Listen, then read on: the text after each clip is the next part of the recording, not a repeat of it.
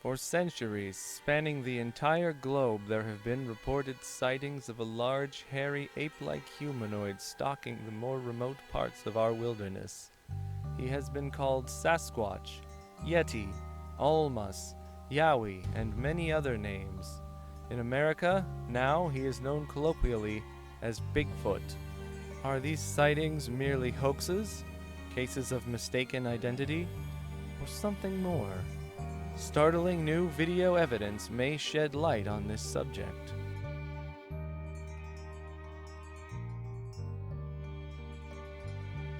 This week on Half Car Will Travel, we take you to Bluff Creek, California, the vicinity of the famous Patterson-Gimlin Bigfoot sighting.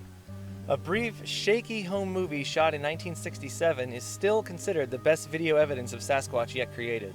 Not to sway the viewer one way or the other, but it's a little strange that the two were in the area specifically to find Bigfoot, and nothing more substantial has turned up in 50 years of earnest searching. Bigfoot supporters would argue that's not the case, citing examples of hybrid humans such as Patrick and Quit, and the ambitious project of Dr. Melba Ketchum, who claims to have successfully sequenced Sasquatch DNA. These hybrid stories, coupled with Native American folklore and Ketchum's findings, all point to a profound and frequently overlooked detail about the Sasquatch phenomenon. All the people who want to shoot and stuff a Bigfoot, or capture one alive and put him in a zoo, are forgetting that Sasquatch are in fact human. If the stories are true anyway. They would be unable to crossbreed were they not very closely related, and Ketchum's discovery that their mitochondrial DNA matches ours exactly wouldn't make sense otherwise. I don't know why putting animals in zoos is okay and not people, but the point is, if someone shot a Bigfoot, they would technically be guilty of murder, legally speaking anyway. Not to mention that in Russia, France, and Germany, they are considered endangered species, and in Washington state, slaying a Bigfoot is a felony carrying a $10,000 fine. If you ever encounter signs of a Sasquatch, remember, various Native American legends attribute supernatural powers to the creatures, claiming they're magical and able to appear and disappear at will. In fact, people claim to have followed footprints that just suddenly vanish, which is kind of strange, unless Bigfoot can fly. Oh shit, can Bigfoot fly? You may only see one if they choose to be seen, and no one knows what they want or if an encounter might prove dangerous. Others say they're just as physical as we are and have been documented to kill humans. Though in the Pacific Northwest, some groups believe the tall ones are gentle and only fight if provoked, while the shorter bushmen, as they're called, are actively aggressive and will kidnap humans at will. Throwing giant rocks seems to be a preferred method of combat. Jesse freely mocks the entire question. So, Half Car Will Travel. Starting off on a Sasquatch hunt. Is he real? We don't know. He's not. But we're gonna look. You can tell from the way these are all bent over, these reed-like plants, all the way through here, something large came through. It was probably Sasquatch having a monster mash. And I admit I am guilty of the same. However, even though I like to crack jokes and the whole essence of Half Car is irreverence, I personally am squarely on the Bigfoot fence. Not like a fence to keep Bigfoot out, I mean I'm undecided on the issue.